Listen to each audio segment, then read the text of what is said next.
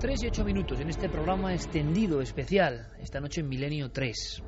Lo hemos comentado en alguna ocasión. Qué impresión, qué pesadilla, aunque no tiene por qué ocurrir nada, y puede que solo sean supersticiones, sugestiones, cosas del pasado.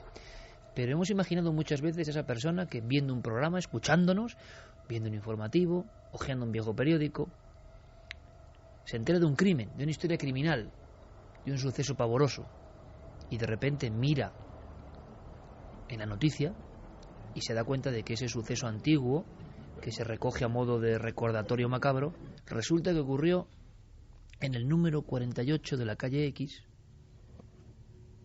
piso tercero, puerta izquierda. O sea, que se da cuenta de repente de que vive en una casa marcada. ¿Cuántas veces sí que hemos recogido en estos micrófonos casos de personas que en sus casas estaban viviendo fenómenos extraños, apariciones muy concretas, por ejemplo, de niños con una especie de bata antigua, con un babi, y después descubrían que su casa estaba edificada sobre un antiguo cementerio o sobre un antiguo hospicio? Pues, ¿qué pasaría si ahora todos nosotros tuviéramos una herramienta con la que a estas horas de la noche, a las 3:10 de la madrugada, pudiéramos incorporarnos de la cama, coger el ordenador, meternos en una página web y teclear unos simples datos, los de nuestra propia vivienda? ¿Qué pasaría si esa página web nos devolviera los crímenes, si se hubieran cometido, que habrían pasado en esa casa, en ese mismo dormitorio donde nosotros pernoctamos con absoluta tranquilidad? Pues que lo primero, estoy seguro, yo el primero, pegaríamos un brinco tremendo del sofá, diciendo, madre mía, ¿cuándo me marcho? Que a lo mejor es una reacción absolutamente absurda, pero claro, a nadie le gusta vivir donde ha ocurrido un crimen. Es como si tuviéramos lo que hablábamos antes, muy alojado en nuestro cerebro más reptiliano, más primario, eso de que lugar donde ha habido muerte luctuosa no es bueno de estar, ¿no? Sí, y eso es lo que pensó Roy Condry, un abogado de California, cuando empezó a investigar y a darse cuenta de que, en principio, 1/3 de los americanos creen en fantasmas. Y de ese tercio que cree en estas cosas, muchos lo relacionan con sucesos luctuosos que han ocurrido en las casas. Él empieza a investigar y se da cuenta de que hay una ley, la ley de revelación, que obliga al propietario de una vivienda a que cuando la está vendiendo tiene que relatar los sucesos trágicos que han ocurrido en esas 4 paredes en los últimos 3 años. Es obligatorio. Es obligatorio en algunos 3 estados. años. Eso es, en algunos estados de Estados Unidos. Lo que pasa es que si el suceso se remonta a más de 3 años atrás, el propietario no está obligado a contar lo que ha ocurrido, a no ser que el nuevo inquilino, el nuevo comprador, pregunte exclusivamente por ese caso. Pues bien, esta persona, Roy Condry, se dio cuenta de que había no decenas, centenas de personas que estaban atrapadas en sus propias casas, que habían descubierto que el día de Halloween había decenas de personas que se paraban a fotografiar la fachada, que se paraban a hablar o a filmar ese lugar. Y ellos no sabían por qué. No sabían por qué. Y cuando hacían una simple búsqueda en Internet, se daban cuenta de que se habían alojado, de que habían comprado la casa del crimen de un determinado pueblo.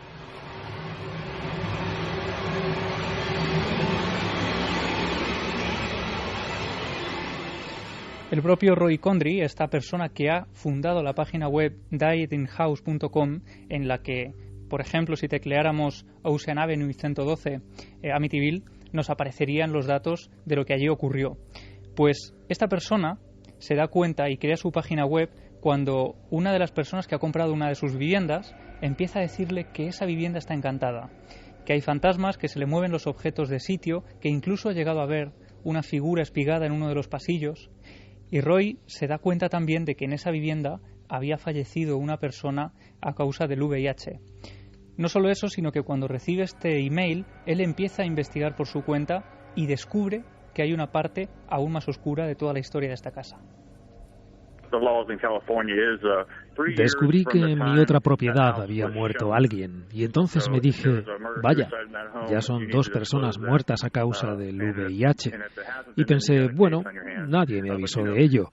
No sé cómo, quiero decir, no tengo nada en contra de la enfermedad, se trata simplemente de muertes en la casa, así que empecé a interesarme por la ley de revelación. Esta dice que si sabes la verdad y el comprador pregunta, debes contarlo. Pero hay muchos casos de gente atrapada en casas donde hubo un asesinato o un suicidio. Hubo un gran caso, una mujer en Pensilvania. Había vivido en California con sus 2 hijas. Su marido había muerto. Se mudó junto a sus 2 hijas a un lugar más cercano a su familia, en Pensilvania. Vio que en la época de Halloween había gente que se quedaba mirando a su casa y al final descubrió que un año antes había habido un asesinato o un suicidio allí. Después de aquello, llegó una pareja y unos inversores compraron la casa por $450,000 y se la vendieron a ella un año después. Y ni ellos ni el agente le revelaron que allí había ocurrido un crimen o un suicidio.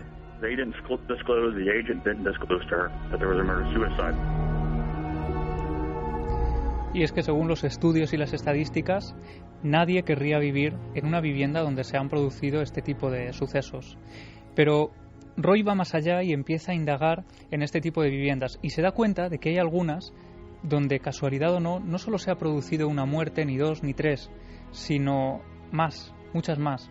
Casas que él denomina propiedades estigmatizadas y que los inversores en Estados Unidos conocen muy bien, porque allí se tiene constancia de esos lugares, casi como unos mapas del crimen, donde se sabe muy bien lo que ha ocurrido en cada casa y en cada vivienda. Vamos a escuchar a Ron Phipps, que es presidente de la Asociación Nacional de Corredores de Fincas de Estados Unidos, relatándonos qué son estas casas estigmatizadas. Una propiedad estigmatizada es en realidad una propiedad en la que ocurrió algo que la mancha o que la crea una mala reputación. Por ejemplo, si hubo un asesinato o un suicidio, eso podría ser algo estigmatizante. Hubo un caso concreto que ocurrió en Washington D.C., donde se dieron 3 asesinatos que ocurrieron en 2 ocasiones diferentes en la misma propiedad. Eso es serio y francamente es un gran ejemplo. Si introdujeses esa dirección, sabrías lo que ocurrió allí. Esta página web, como decíamos, dietinhouse.com, te permite, a cambio de 12 euros aproximadamente, verificar lo que ha ocurrido en una determinada vivienda. De momento solo en Estados Unidos. Solo en Estados Unidos 12 euros cobran es como un servicio, o sea, no es una cuestión de mirar en Google, ¿no? Claro, no. Aunque es cierto que en buscadores muy populares, imagino que si tú metes una dirección concreta, lo que primero te puede salir en las noticias, en buscadores, es decir, imagino que hay una forma de hacer uno su propia búsqueda, ¿no? Si metes una dirección es probable que te salgan los crímenes en hemeroteca, ¿no? Lo que pasa es que muchas veces no te sale el piso en concreto, te claro. sale más o menos la calle donde se ha producido, precisamente por la venta de viviendas, ¿eh? Bueno, para que te hagas una idea, además, este servicio cruza más de 118 millones de referencias de crímenes ocurridos a lo largo de los 50 estados de Estados Unidos y te dice no solo las causas de la muerte, el número de víctimas, sino también los datos de esa familia que vivía allí y que condujeron a su fatal destino. Pero esta persona, Roy Condry, decía que en un principio ellos, aunque su publicidad, la publicidad de esta página web, nos muestra, por ejemplo, un fantasma apareciendo en una casa, una mujer aterrorizada corriendo al ordenador a buscar su propia dirección para ver qué ha ocurrido allí, es decir, que relacionan directamente los crímenes con los fantasmas. O sea, saben que los potenciales consultadores son los que han sufrido fenómenos extraños en su casa. Claro, y él reconocía cómo a través de Facebook, por ejemplo, recibe decenas de consultas casi a diario. Pero esto, permíteme, Javi y Carmen, Santi, es lo que estábamos hablando antes. Habrá un porcentaje amplísimo de casos explicables. Habrá un porcentaje amplísimo de alucinaciones. Pero habrá un porcentaje, y no pequeño, de casos que no se pueden explicar. Es decir, que aunque esto no salga en los medios, en Estados Unidos del 2013, como en cualquier otro país, las personas siguen denunciando hechos que nos llevan, lo que hablábamos antes, de la realidad demónica, constantemente. Claro, y lo tremendo es que muchas veces, en esos casos donde hay familias completamente aterrorizadas, encerradas, como decíamos, en el interior de una casa porque la están pagando y no pueden librarse de ellas, pues hay también una historia truculenta de crímenes, en ocasiones en masa, casi uno detrás de otro, viviendas estigmatizadas, como ellos dicen, y por eso recurren a esta página web. Y por eso Roy Condry quería aclarar que su página web te cuenta en qué viviendas ha habido un crimen, pero no en qué viviendas hay fantasmas. Se publicó una encuesta en 2007 que decía que 1/3 de los americanos creían en fantasmas, así que lo que pensé fue, bueno, si estos son los que admiten creer en fantasmas, ¿cuántos más no lo hacen? En nuestro trabajo simplemente informamos a la gente de que alguien murió en su casa. No estamos diciendo que la casa esté encantada o que haya fantasmas o que los vaya a ver en algún momento, pero podría ser una buena idea la posibilidad de asociarnos con algunos mediums.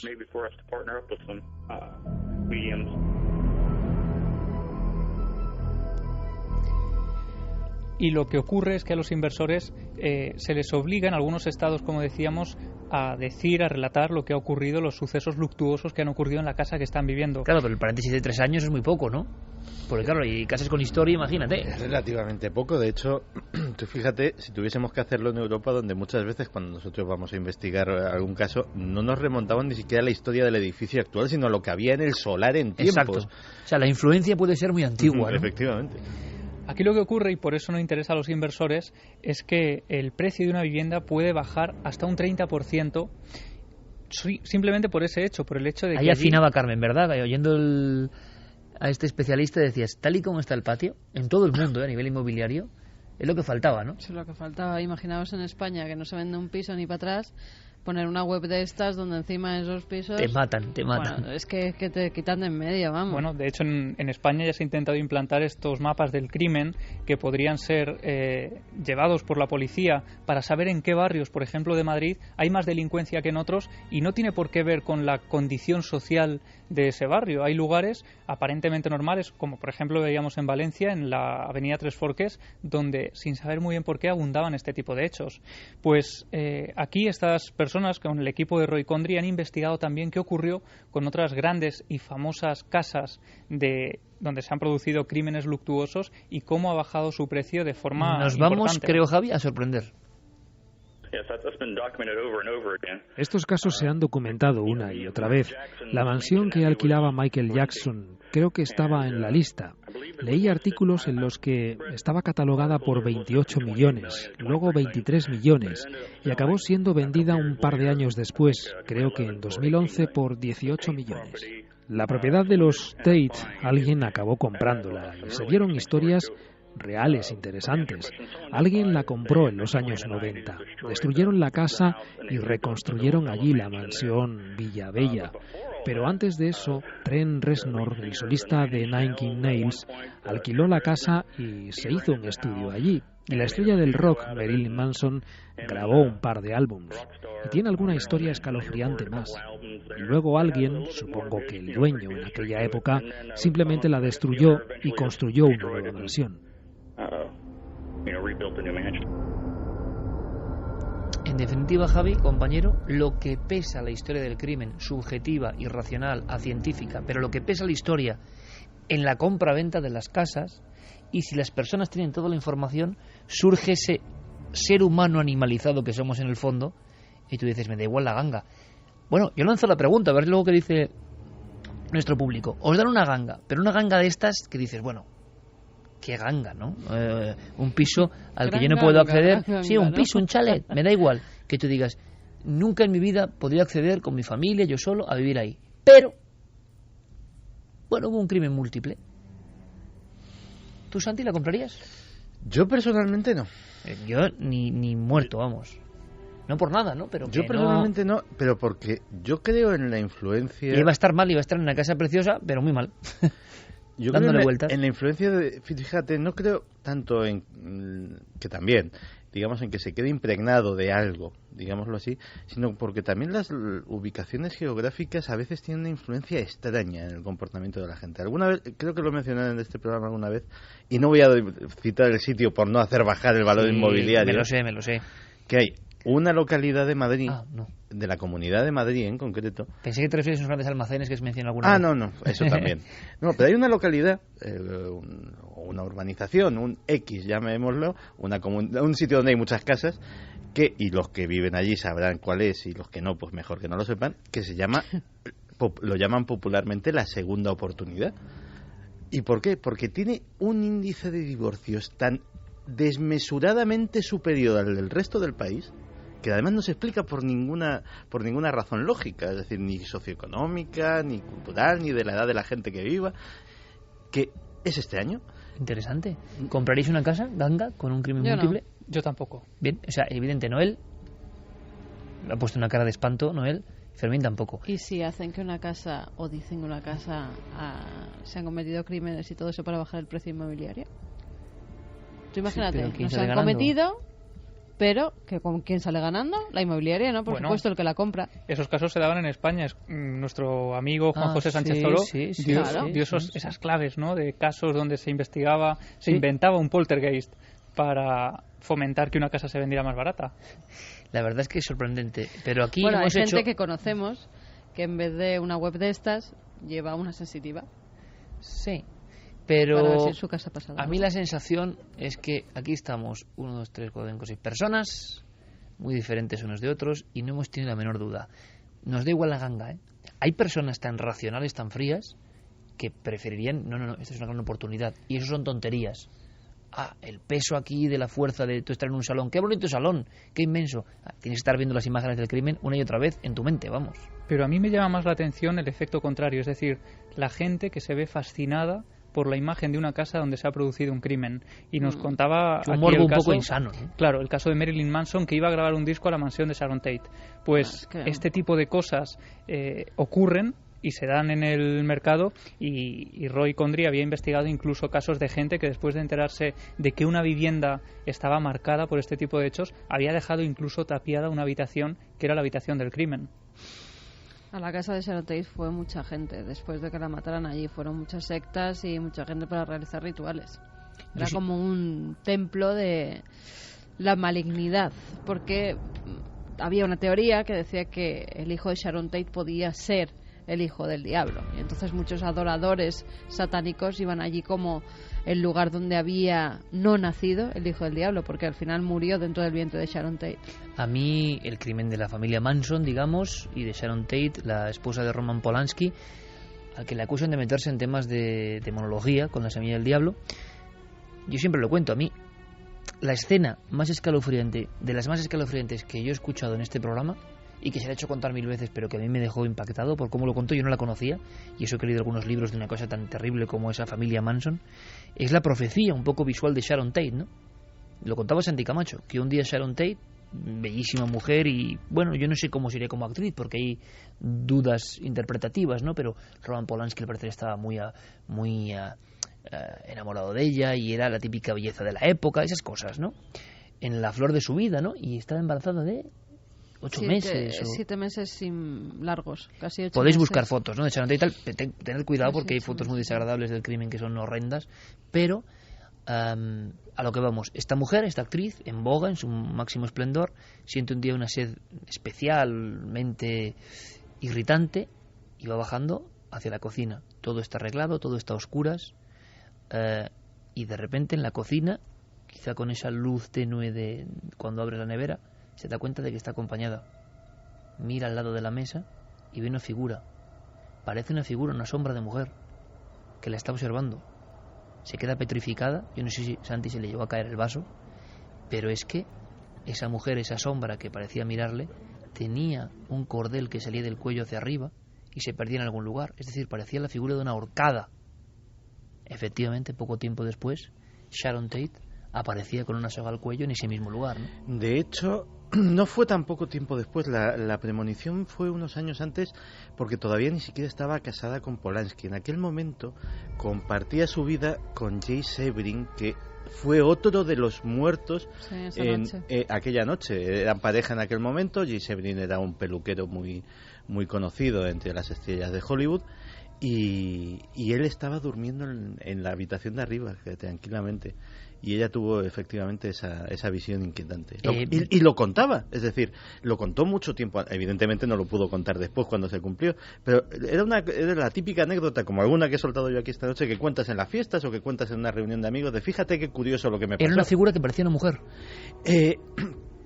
Hay dos versiones, una que parecía el propio Jay Sebring y otra que habla de sí misma, pero desde luego que la anécdota la han oído de sus propios labios, pues personas de la época que eran conocidos de Sharon Tate, sin duda, porque hay varios testimonios. Vio una figura en la cocina que daba al salón con una cuerda hacia arriba, como alguien que está adelantándose una imagen en el tiempo de alguien que va a ser realmente estrangulado con una cuerda. Bueno, hablamos de presencias, evidentemente han estado sobrevolando toda esta noche.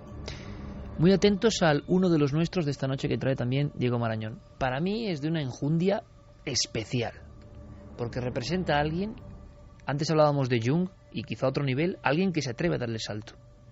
Cada una de las respuestas tiene muchísima enjundia. Daría para luego debatir mucho, de verdad, ¿eh? Uno de los nuestros, Diego Marañón. Buenas madrugadas. Identifíquese, por favor. Escucha. José Miguel Gaona Cartolano.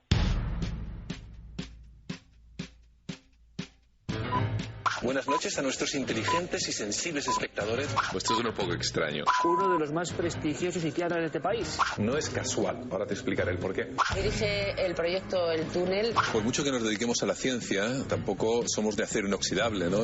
José Miguel, te vamos a dejar ahora en completa soledad. Haré de tripas corazón. Te escucho perfectamente, hay una buena calidad de comunicación. Bueno, yo creo que podemos empezar, ¿no? ¿Eligió usted al misterio o el misterio le eligió a usted? Fue una especie de flirteo mutuo en el que ninguno nos acabamos de reconocer y finalmente, al parecer, ambos nos hemos acercado por los dos lugares. En este caso, igual que en las parejas, yo sea el que esté más enamorado. ¿En qué ocasión lo ha sentido más cerca? Quizá una experiencia que compartí con algunos de nuestros compañeros en el Teatro de Almería. ¿Cuál es su enigma predilecto? La muerte, sin lugar a duda, y de manera conjunta con la muerte, la consciencia. ¿Y ese lugar mágico al que siempre querría volver? A una playa que conozco en el sur de Chile, pero también a ciertos paisajes de Mali, en África, a los que trabajo varias veces al año. ¿Somos producto del azar y la evolución o hay algo más? Hay algo más, sí, es una energía, pero es una energía inteligente. Todo está orquestado, no hay nada que pase por casualidad. ¿Qué hay más allá de la muerte? Eso me gustaría saber a mí.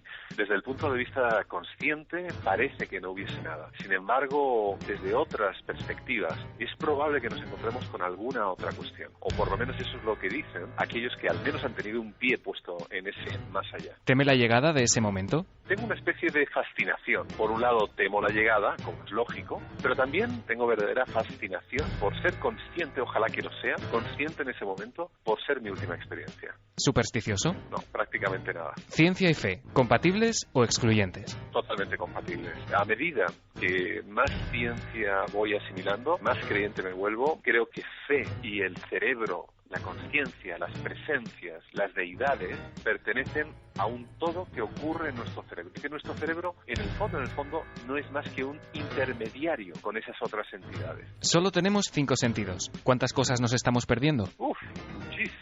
Una barbaridad de cosas. Hay quizá algo que se nos escapa totalmente. Y es de la construcción de nuestra realidad. Tenemos construida una realidad que damos por cierta. Pero sin embargo, ¿cómo será ese mundo fuera de nuestro cerebro? ¿Una experiencia cercana a la muerte es igual para un broker de Wall Street que para un Masái de Tanzania? Prácticamente sí. Prácticamente el Masái y el broker de Wall Street viven lo mismo. Otra cuestión es que cuando retornan con esas etiquetas, la interpretación de cada una de ellas adquiere un nuevo significado por el marco cultural en que es interpretado. ¿Por qué abandonó la cirugía? Por rutina. He sido, creo yo, bastante buen cirujano, pero la mente y el cerebro me apasionaban. Debido a su interés por los temas que se tocan en la nave del misterio, ¿se siente un bicho raro entre sus colegas de profesión? Sí, un poquito, porque realmente no es algo usual, ¿no?, que mis colegas se dediquen a este tipo de cuestiones. Pero cuando tengo reuniones en privado con cualquiera de ellos, expresan fascinación por aquellas cosas en las que me veo envuelto y tienen suma curiosidad. Creo que en el fondo soy un buen embajador de la nave del misterio en el campo científico. De alguna manera, con toda la modestia del mundo lo digo, ayudo a que algunas personas comiencen a hacerse preguntas, dudas. ¿Posesión diabólica, fenómeno real o trastorno psiquiátrico? Creo que muchas de esas supuestas posesiones diabólicas son, sin lugar a dudas, trastornos psiquiátricos. El resto cabría englobarlos dentro de trastornos psiquiátricos no conocidos hasta el día de hoy, o bien esas fuerzas del mal que siempre parece que existen y que se pudieran expresar a través de la persona. Y desde luego está la parte sobrenatural de esas posesiones diabólicas que hasta el día de hoy la ciencia ortodoxa no ha podido explicar qué es. Lo amen un libro y una película. El libro que me acompaña a todos sitios y además lo abro al azar, los Evangelios. Y una película, la verdad que es una de las últimas que he visto, que es la de Gravity. Un pintor y un músico. Dalí y músico Mozart. Acabemos con un vicio confesable. Quizá el ansia de perfeccionismo. Gracias por su colaboración. La identificación ha sido completada con éxito. Desde este momento puede considerarse de forma oficial y por méritos propios uno de los nuestros. 3:35. Ahora os pido una opinión. Yo me quito el sombrero con José Miguel Gaona, el doctor José Miguel Gaona, cirujano en su tiempo, psiquiatra Su nivel académico nos daría para mucho tiempo. ¿Qué ejemplo de transformación? ¿Qué ejemplo de tomar el toro por los cuernos? ¿Qué ejemplo de saltar al otro lado del abismo y a preguntarse? Diego, compañero. ¿Qué tal, Iker? Claro, es que hay todo tipo, ¿no?, de uno de los nuestros, pero es lo que ha soltado Gaona. Quiero en una poco opinión, tiempo, además. En muy poco tiempo. Yo quiero que me des tu primera opinión. Quiero escucharos a vosotros. Yo ya sé lo que pienso. A mí me parece que tenemos un personaje, en el buen sentido, tan peculiar, tan pionero, tan único. El científico que de verdad va al otro lado, pero con toda la carga que supone, sin ningún tipo de prejuicio. Y eso es brutal. Él mismo es el primer sorprendido. Y está haciendo que los demás nos sorprendamos. Sí, son 6 minutos, yo creo, para que necesitan una segunda escucha, yo creo. Total.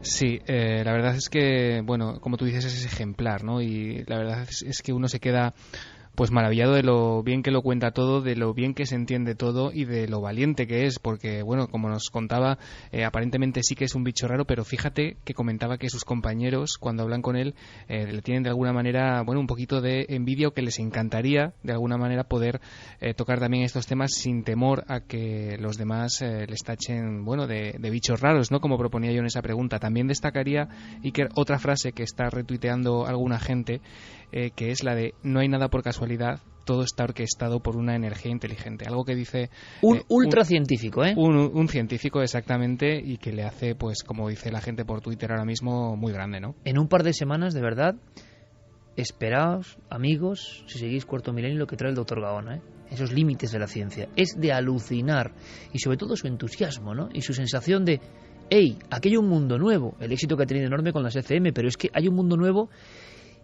Pocas veces un científico de verdad, digámoslo así, se ha metido a fondo. ¿Opiniones? Pues la opinión muy positiva, porque de conocer al doctor Gaona escéptico a este doctor Gaona... Que era buen amigo nuestro, siendo escéptico. Sí, claro que sí, pero yo creo que les veía como: ay, estos chicos que creen en estas cosas, bueno, me voy con ellos a ver un exorcismo, pero claro, yo soy psiquiatra y desde el punto de vista psiquiátrico me acuerdo, después de salir del exorcismo, comiendo unas chuletas, cómo intentaba explicar paso por paso lo que habíamos vivido. Ahora mismo, delante de esas chuletas, Gaona es otro. Totalmente. Es otro, pero totalmente. Gaona en los últimos años ya ha ido siendo otro. Y ya esas cosas que veía como, fíjate, estos locos, entre comillas, en el buen sentido de la palabra, esos locos ya son uno de los suyos, en este caso. Y es orgulloso, verdad. se siente. Y además es que él no deja de ser científico, no deja de saber lo que sabe, no deja su cerebro de tener los datos y conocimiento que tiene, pero ha hecho lo que muy pocos hacen. Yo veía el ejemplo de Jung, dio el salto. Y se jugó mucho en ese salto, claro. Solo hay que ver el ejemplo de las primeras intervenciones del doctor Gaona en Cuarto Milenio y las que hace ahora, que son, para mí, totalmente diferentes. Hay una cosa que yo no conocía y que es lo que me gusta de esta ¿Habremos sección. vuelto loco al doctor Gaona? Esa es la única pregunta que hay que hacerle también. Está absolutamente enloquecido.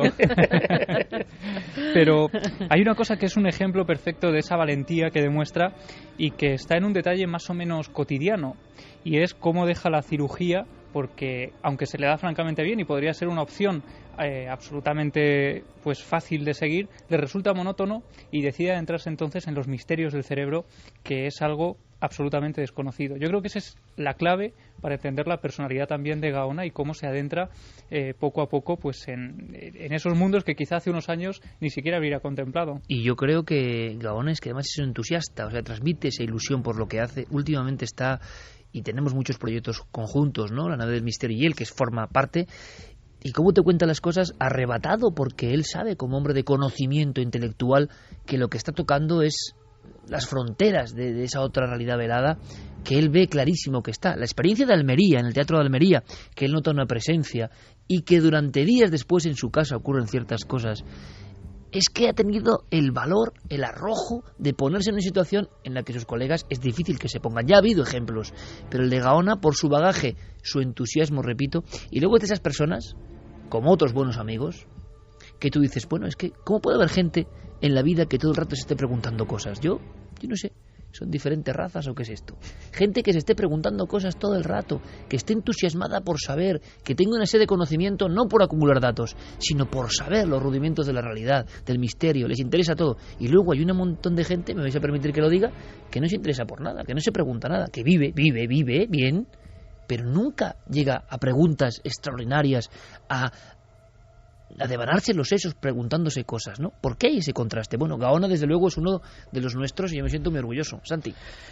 Pues la verdad es que el doctor Gaona es de esas personas que te encuentras de vez en cuando y que las tienes cerca y me hubiese gustado y me gustaría muchísimo intimar más. Primero porque es una persona que las veces que me ha recibido en su domicilio trasciende que es buena persona a carta cabal.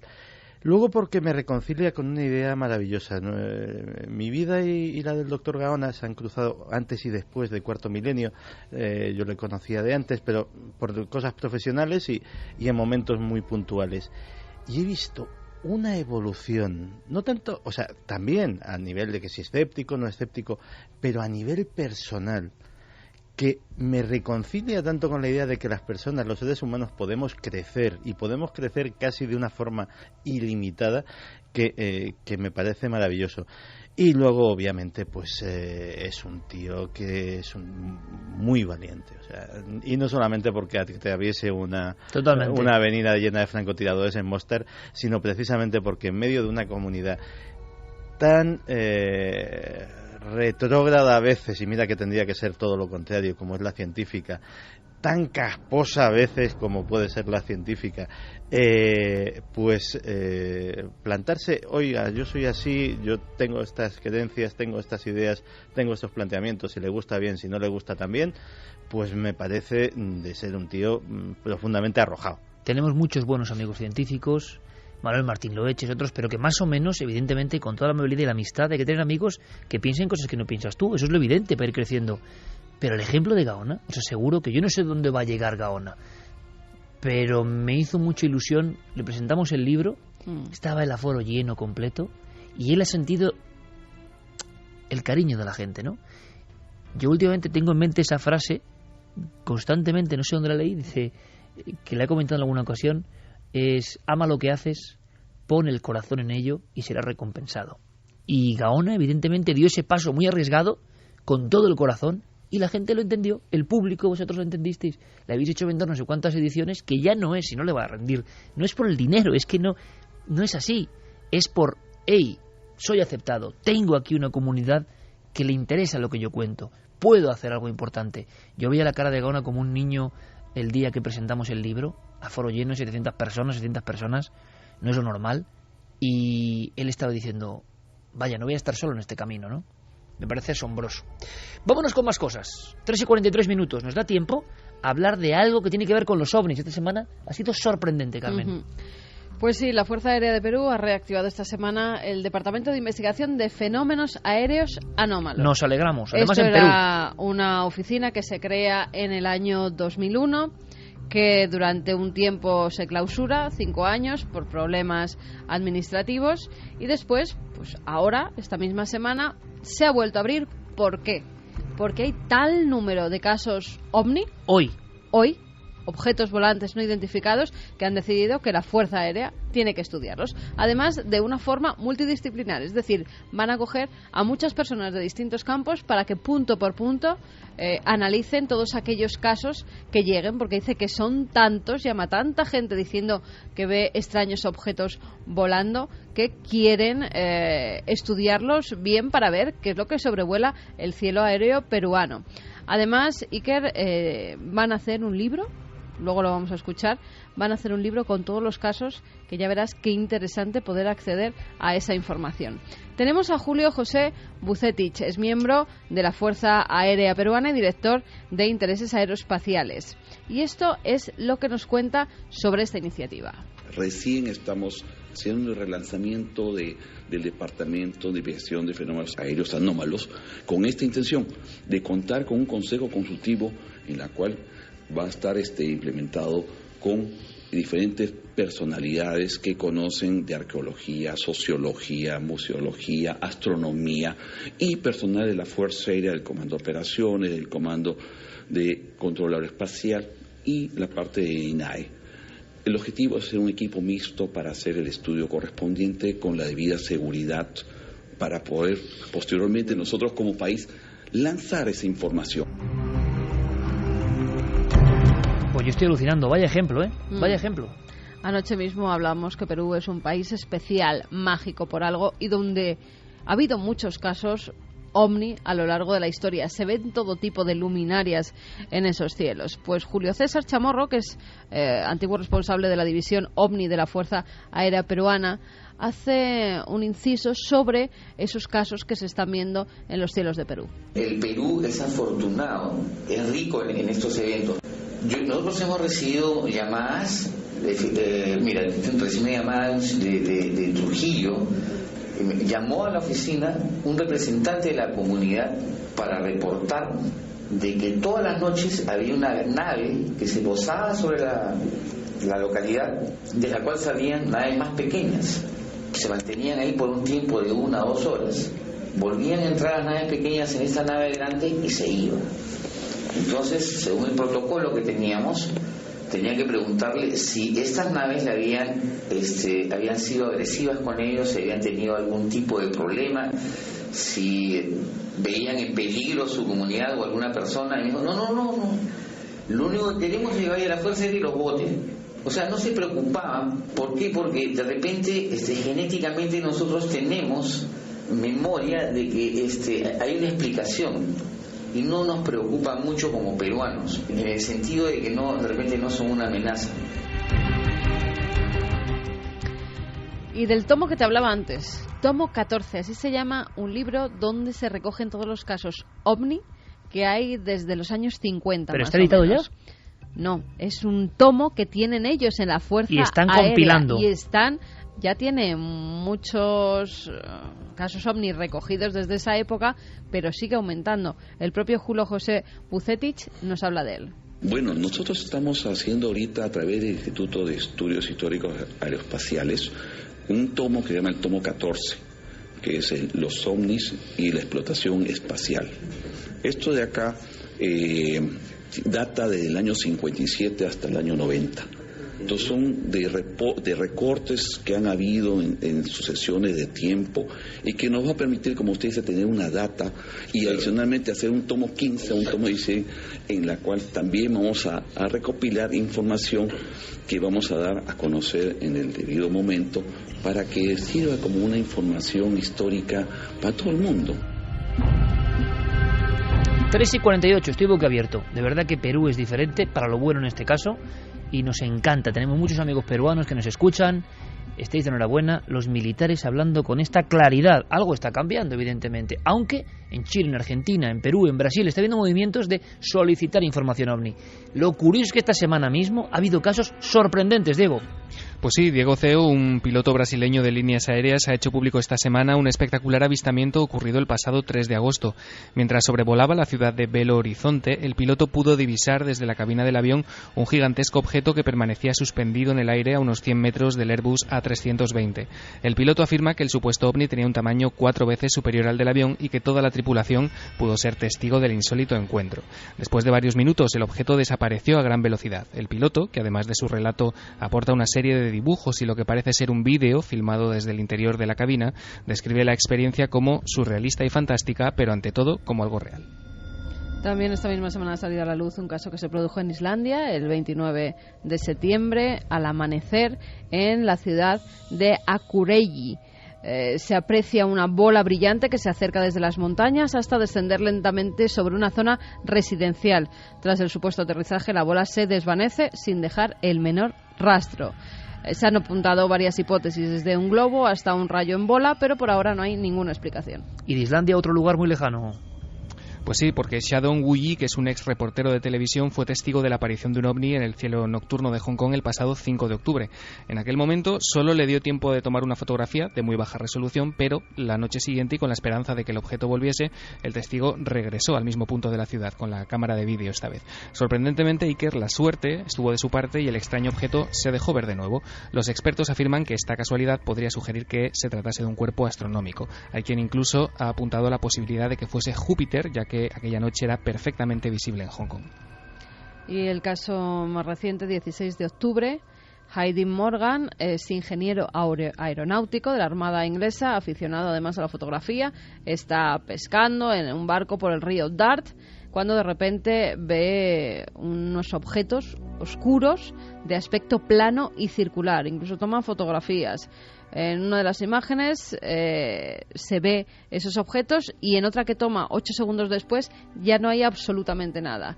Estas imágenes han sido revisadas por especialistas en fotografía y han descartado que se trate de una mota de polvo, de un ave o de cualquier otra cosa. Quizá la respuesta para Santiago Camacho, ¿no?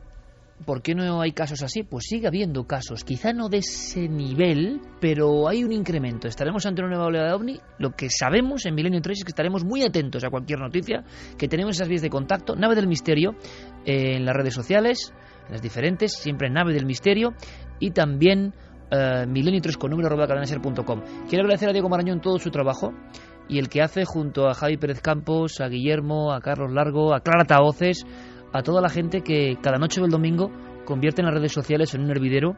Lo hacen porque quieren hacerlo y porque consiguen además un eco solidario, ¿no? De alguna forma en emociones, que hace que el programa también esté batiendo récords a ese nivel. Diego, gracias por estar con nosotros. Seguiremos muy atentos a esa oleada de OVNI, compañero. Hasta mañana. Seguiremos. Buenas noches, Iker. Hasta mañana. Parece mentira, chicos, pero ya nos vamos. Llevamos aquí 3 horas y media. Ya. Se han pasado volando. ¿Y si ahora vuelven a ser las 2 o las 3 y volvemos a las 2? Nunca se sabe. Hay que mirar el reloj. ¿Nos hacemos otras 3 horitas? Oye, que hay que tranquilizar a la gente, que sí que vamos a colgar la primera hora, ¿eh? Sí, sí.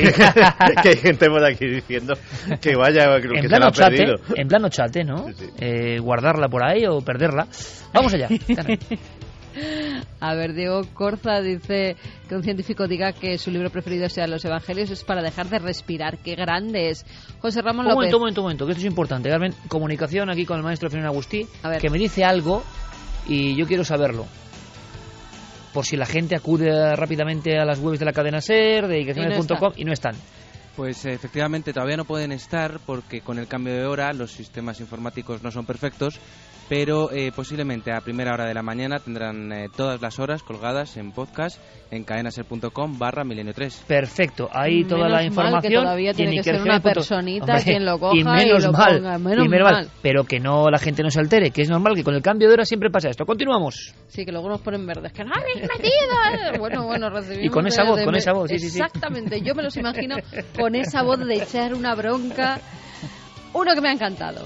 Fuller dice, soy mileniólico. Mileniólico. Y se llama Fuller como John Fuller. Fíjate. El del incidente en Exeter. Mileniólico. Ajá, perfecto. José Ramón López, qué maravilla escuchar siempre al doctor Gaona, un científico de los pies a la cabeza y gran persona. Definitivamente Gaona es uno de los nuestros. Vaya collar de perlas que ha dejado en un momento, lo conspiranoica lo decía. Sí, vamos vaya collar de perlas, sí. Con mensajitos que tenemos que dar a amigos. Vamos a ver. Hola equipo de Milenio 3, somos Javi y Alicia, oyentes del programa desde antes de conocernos nosotros y escribimos desde el hospital para pedir vuestra bendición milenaria para nuestro hijo Javi, que está en la UCI por complicaciones en el parto. Sin más, enhorabuena por el programa y muchas gracias por todo lo que hacéis. Bueno, pues a Javi le va a dar bendición milenaria otro Javi. Javi, mándale la mejor energía a este chaval que seguro que va a seguir adelante con una fuerza titánica. Pues sí, le mando toda la fuerza a mi tocayo, al pequeño tocayo, que estoy convencidísimo de que saldrá adelante y de que, bueno, pues estará acompañado por toda la familia milenaria. Claro que sí, mucho ánimo. Yo creo que la buena energía de todos los milenarios seguro, que estamos ahora aquí en las redes, físicamente, no físicamente, se la mandamos a este niñito que son de hierro, que ya verás como decía Santi, un tulpa. O sea, estamos generando una imagen poderosa entre todos y seguro que va a ir bien. César nos dice, buenas noches milenarios, ayer nació un pequeño milenario de nombre Bosco. Espero que procedáis al particular bautismo milenario, a saber, Carmen lo presenta, Iker le da su aprobación con una frase. Si lo hacéis, prometo grabarlo y ponérselo en unos añitos. Oye, esto me gusta, qué regalo para los niños, ¿no? Bosco, que espero que sea un artista en la vida como el Bosco. Venga, bendición a Bosco. Bendición, por supuesto, milenaria para nuestro amigo Bosco. Esto ya se va a convertir en un clásico y a ver si es artista como el Bosco. Sería maravilloso un nuevo Bosco, Bueno, también ánimos a Carlos Casas, que nos escribe, pues, que 17 añitos con su perrito, que está muy malito ya, que es muy mayor, que se está yendo porque es muy mayorcito, que no y se que pierda... además le hacía mucha compañía a su madre que tiene Alzheimer y entonces pues claro, es muy complicado. Pero que no se pierda futuras emisiones de Milenio 3, que vamos a hablar de las mascotas y sus apariciones. Y yo creo que va a ser muy interesante, que va a ser como reconfortante para mucha gente.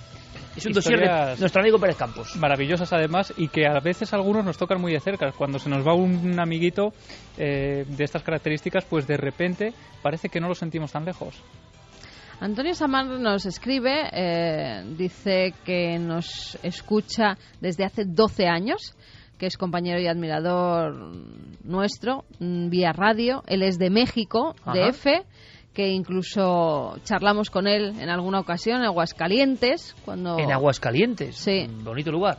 Y que hay tanto que hablar y compartir de México dentro de los temas milenarios que con ello y para ello que se pone a nuestro servicio. Pues claro que sí, muchísimas gracias. Dice, raza milenaria, agradecido por tanto compartido por vosotros, a mi ser y en esperanza de ser contactado y abducido por los mismos vosotros. Bueno, permanezco. Pues muchísimas gracias. Menudo lugar Aguascalientes, ¿eh?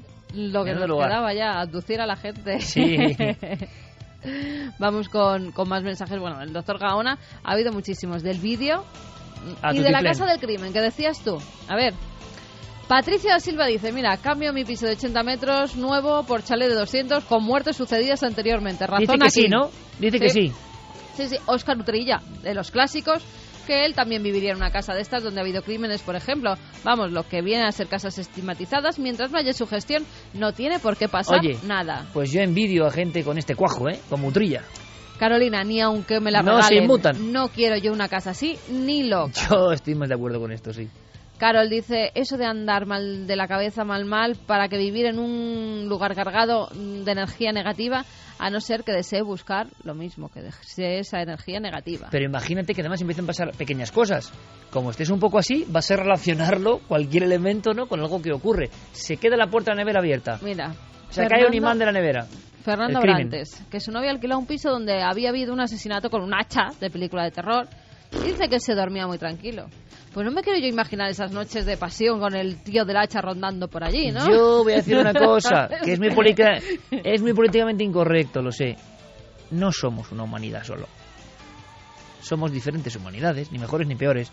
Pero en la raza humana hay diferentes humanidades. Espera, que hay porque hay gente que tiene la piel de cuero, tú.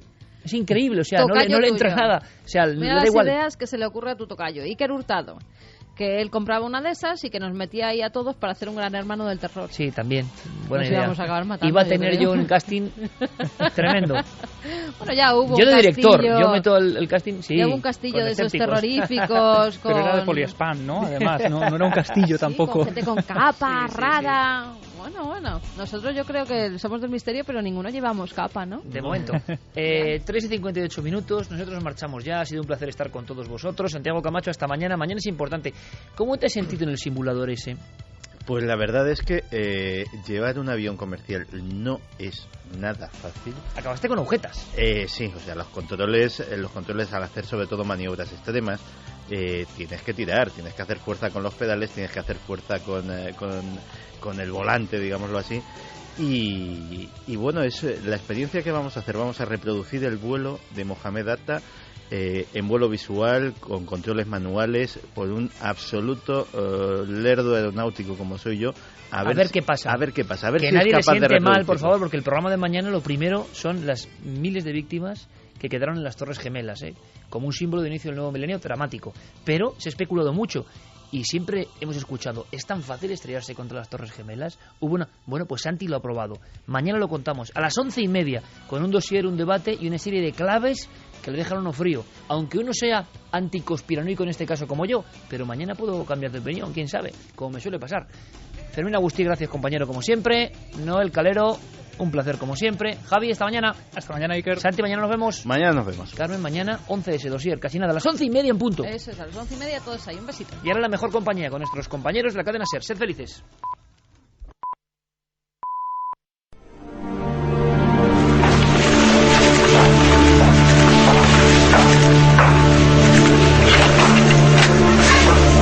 Fue aquí, don Joaquín.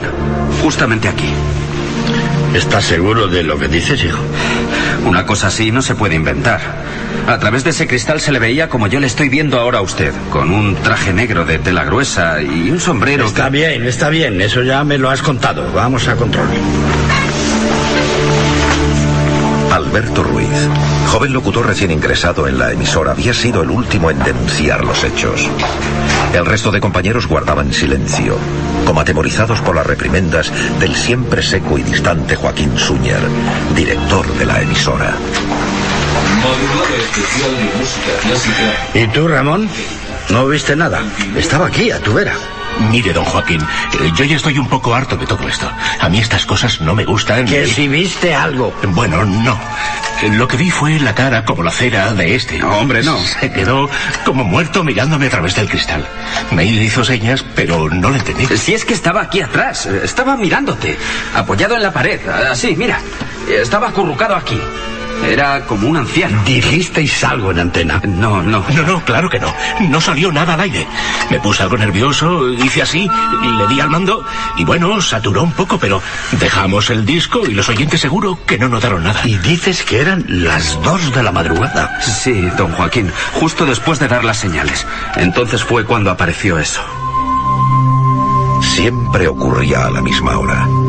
Don Joaquín y los más veteranos de la casa, como el técnico de sonido Ramón Gallardo, sabían perfectamente de lo que estaban hablando. En los últimos años incluso habían visto a más de un trabajador preso de un shock histérico por el mismo motivo. Algunos incluso habían salido del viejo edificio para no volver jamás. Mire, Germán, le seré franco. Ya no sé a quién acudir. Si esto se filtra a la competencia, o lo que es peor, al ministerio, puede ser mi ruina. Yo sé que pasa algo en este edificio, algo fuera de lo normal, y desde hace tiempo. Por eso le he mandado llamar. Sé que usted es el único en España que puede comprender lo que aquí está sucediendo. Estimado amigo, nos conocemos desde la guerra, y yo jamás dejo a un compañero en la estacada. Me he traído el viejo grabador Nagra de mi despacho, porque debes saber que es muy probable que aquí se capten ciertas psicofonías. ¿Psico qué? Mire, admiro su vocabulario científico, pero comprenda que no hay nada por qué excusarse, amigo. En Alemania, Suiza o Bélgica, el término es pan de cada día. Allí hay cátedras de parapsicología en las universidades, y estos fenómenos son algo normal, cotidiano. No hay por qué temer. A mí todo esto me da mucho respeto, Germán. Él sabe que soy muy religioso y que hay cosas que parecen del diablo. Ese viejo de negro se aparece aquí por algo, y lleva haciéndolo muchos años. Querido amigo, permítame decirle que ese es el estigma de nuestro pobre país, la superchería. Por eso no nos toman en serio en Europa. La parapsicología nada tiene que ver con la religión. Y menos mal, al diablo con el diablo. Seguramente alguien con una fuerza mental incontrolada o psicorragia está provocando un poltergeist. ¿Un polter qué? No le entiendo, profesor. Por cierto, ¿no era mejor haber estado acompañado de un técnico que además le ayudase a grabar? Ha hecho muy bien usted en dejar grabada la programación. Con más gente en el edificio sería imposible el experimento. No se inquiete, hombre, no se inquiete. Y ahora apague la luz. ¿Apagar? ¿Cree usted que es necesario? Apague la luz y silencio.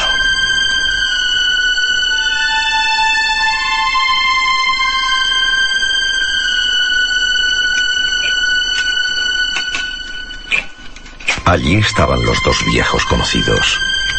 Próspero empresario y profesor universitario entusiasmado con la parapsicología, encerrados en la pequeña sala de control de sonido. Tan solo el piloto rojo de la tecla de grabación iluminó la estancia por unos segundos al activarse. Al salir al exterior y girar por el pasillo estrecho en forma de L, don Joaquín Suñer se quedó parado haciendo casi tropezar a Germán, que caminaba a tientas tras él. Algo lo detuvo en seco. ¡Dios! ¡No lo ha visto! ¡No lo ha visto pasar! Tranquilo, tranquilo, amigo. Iba detrás y... Encienda la luz, por el amor de Dios. Encienda la luz. Tranquilícese. Y sobre todo, no hable en voz alta, por favor. Ahí adentro mi negra está grabando. Déjese de grabaciones. Era el anciano. Pero no lo ha visto. Ha cruzado por ahí. Ha pasado por ahí. Siéntese aquí. Y ni se le ocurra dar un paso más. Tome aire. Ha pasado de perfil con dirección al estudio. Era una cara horrible, como quemada, con la nariz aguileña, la barbilla muy saliente, como en carne viva. ¿Y qué? Lloraba. Ha pasado llorando, con esa mueca, pero en silencio, como si fuera nada, una nube, un vapor, pero era él. Lo he visto perfectamente, pero si estaba todo el pasillo a oscuras. Le doy mi palabra de que, oh, Dios mío, daba la impresión de tener un brillo muy suave, envolviéndole, y esa cara deformada era algo espantoso. Visión ectoplasmática. Esto ya es harina de otro costal, querido amigo. Tenemos que pasar por ahí.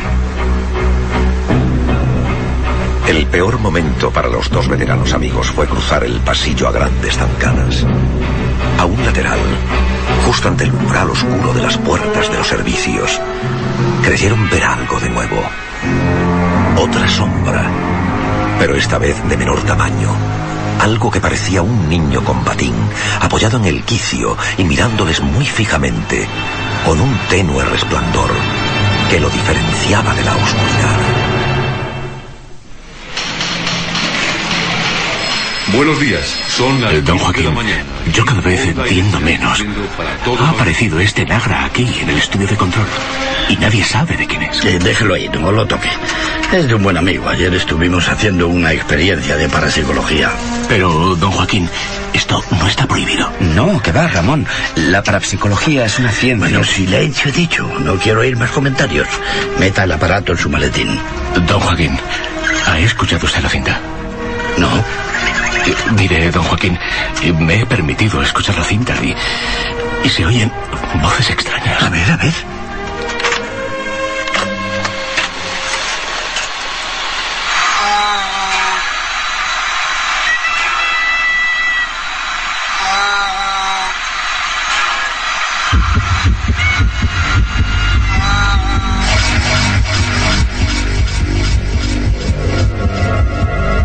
Aquella misma tarde, don Joaquín Súñer fue ingresado en el hospital. Su maltrecho corazón había sufrido un gran impacto al comprender de un modo directo lo que eran las psicofonías. La madrugada siguiente, estando ya ingresado en la habitación 201, recibió una llamada que rompió la calma.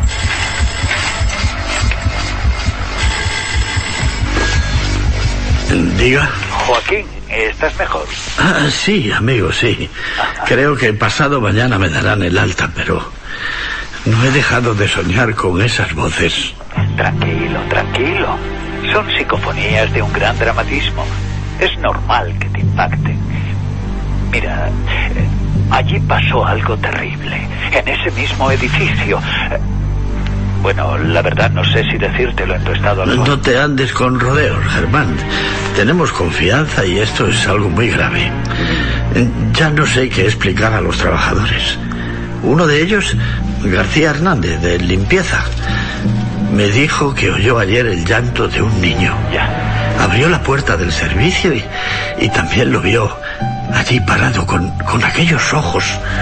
Oye, ¿cuándo compraste ese inmueble? Pues hace 25 años, en el 46. Pero, ¿qué tiene que ver con esto? Y fue muy barato, ¿verdad? Yo qué sé, venía de Badajoz y me pareció correcto. Correcto para Badajoz. Sospechosamente barato para la capital. Y aún así nadie lo quería. Ay, por Dios, ¿a dónde quieres llegar? Joaquín, ese edificio fue la ferretería Rioja hasta 1943. ¿Y? ¿Nadie te lo dijo? Se incendió en esa fecha.